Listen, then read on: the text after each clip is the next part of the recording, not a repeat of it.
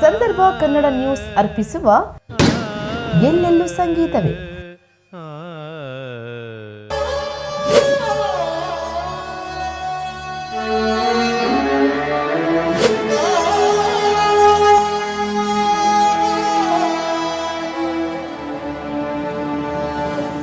ಎಲ್ಲರಿಗೂ ನಮಸ್ಕಾರ.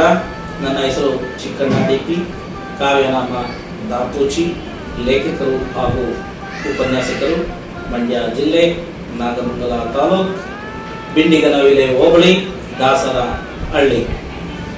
ಇಂದು ಅಂತಾರಾಷ್ಟ್ರೀಯ ಮಹಿಳಾ ದಿನಾಚರಣೆ ಆಗಿರುವುದರಿಂದ ಎಲ್ಲ ಮಹಿಳೆಯರಿಗೂ ಮಹಿಳಾ ದಿನಾಚರಣೆಯ ಪ್ರಯುಕ್ತ ಶುಭಾಶಯಗಳನ್ನು ಕೋರುತ್ತೇನೆ.